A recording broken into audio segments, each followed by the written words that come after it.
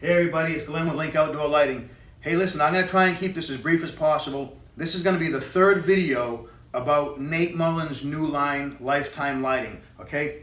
I had a bunch of concerns about it, about the product, about DC, and I was pretty blunt with Nate. We videoed it, we lost the video somehow, but I stressed, as being 40% owner of this place, putting my reputation and my name on product that we're going to sell that I don't really understand or even believe in yet. I had super concerns about DC current and the way he's bringing it about. So I explained that to Nate, that I wasn't going to just tell people it was good product. If I didn't feel it and believe it, I won't do that. I won't lie just to sell something. So I was blunt, and I sat down with him. It's 2.5 hours worth of video, which we're going to break up into pieces. We're going to go over every single product and every question and concern and my skepticism about the line and DC, and he answers everything. So please watch this. Our guy Teddy is going to piece this right in front of where we left off, where we lost the video. So please watch it. I think you're going to find it incredibly interesting, and watch for the upcoming videos about Nate's product. Each piece will be covered individually along with the DC current. All right. Thank you, and enjoy the what's to come. I'm going to start with DC current. I hear so many things, from everything from corrosion to polarity. So let's tackle them one by one.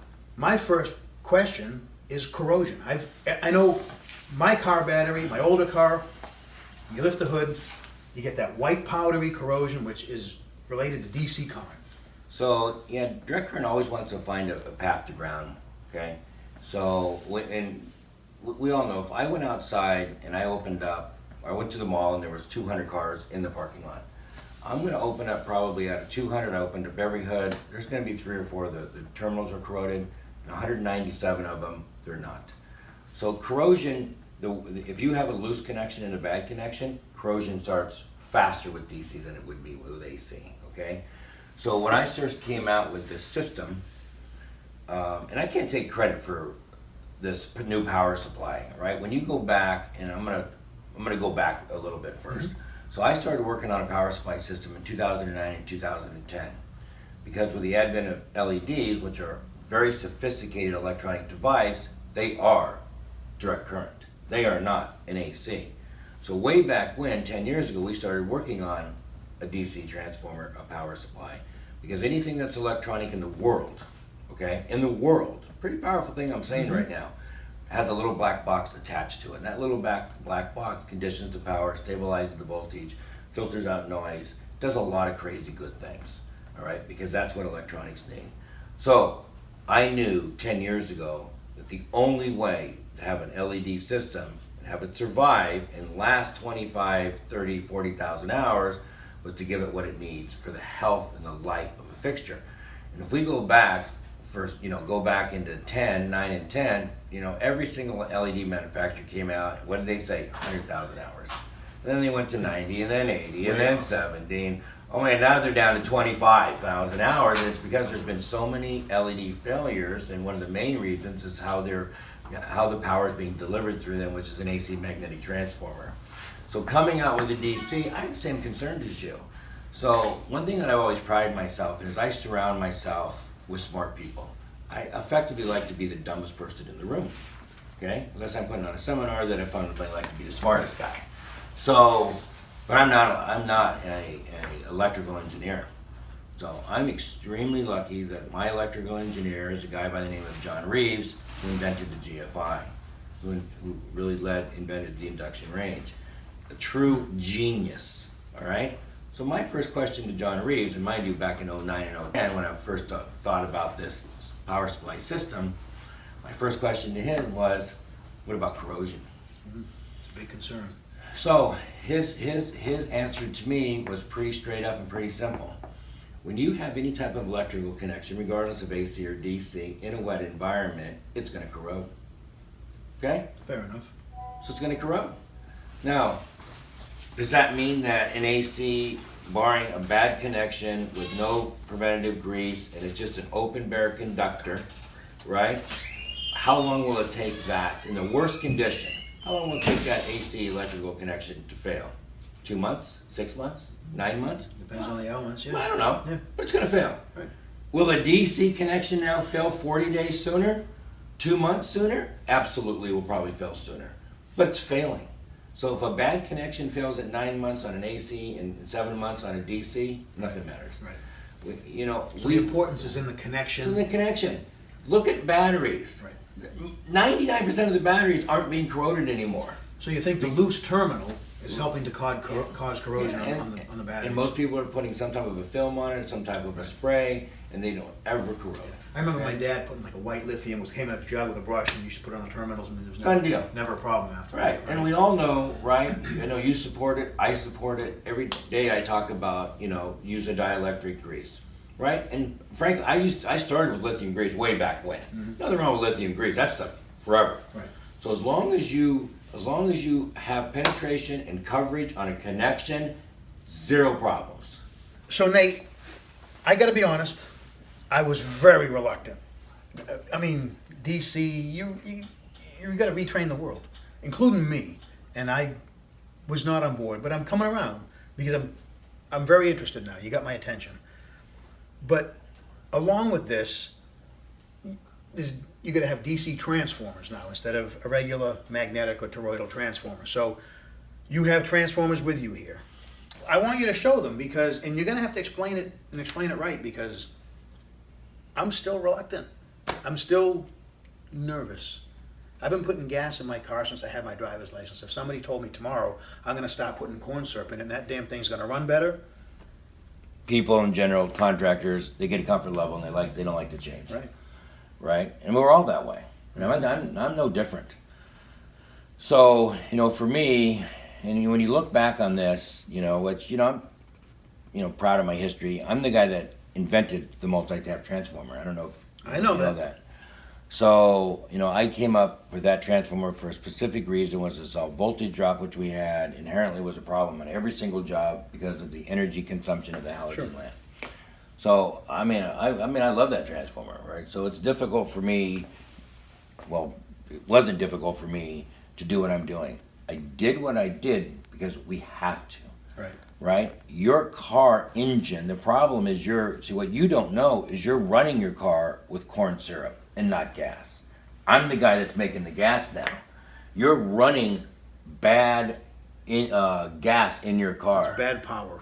It's bad. You just don't know it because everybody's been selling you, right? 87 old gas, okay?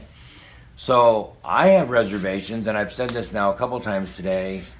I go out to the smartest guys. I'm not an electrical engineer, right? So I go make sure that my electrical engineers figure this out. I go to the best, smartest power supply company in the world. My engineer, smart guy, works with their smart guys. It's done. I haven't reinvented anything here.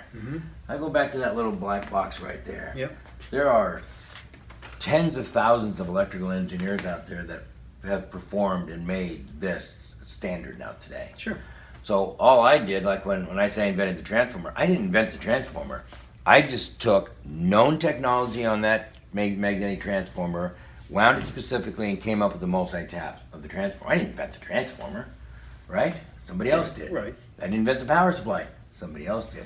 You're solving the problem. I'm just solving problems to where I'm taking LED-specific power supplies, right, to be able to sit there and drive to the driver of the LED.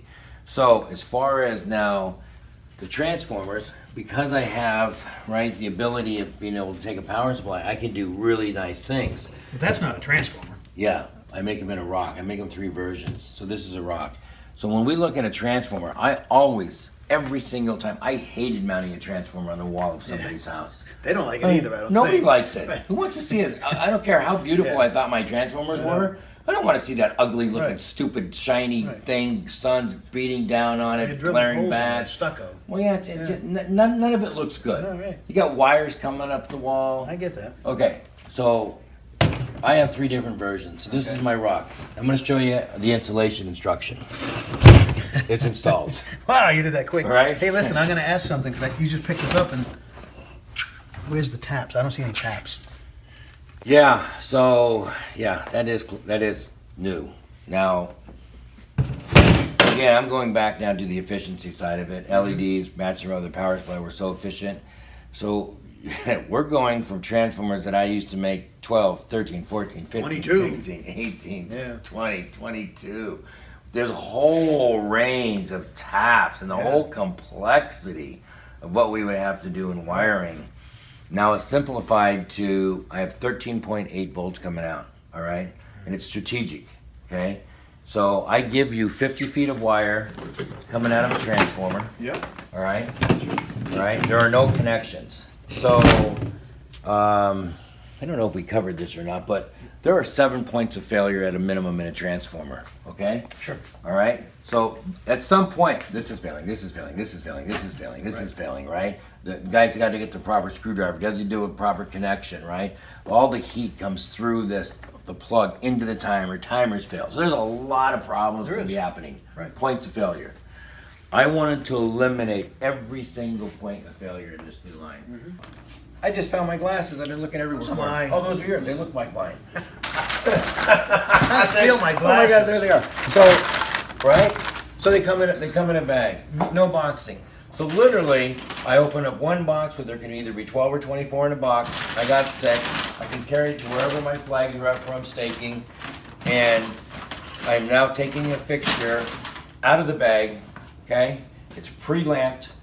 Silicone dielectric grease on the inside. The sockets are siliconed, and the only thing I have to do, right, is attach my stake, right, which has a new lock and load mechanism. Stake, the wire goes into the stake, and it drops right on down to the keyway, and I'm installing now in about 20 seconds. So you took it out of the box and it's ready to go in the ground? Ready to go in the ground.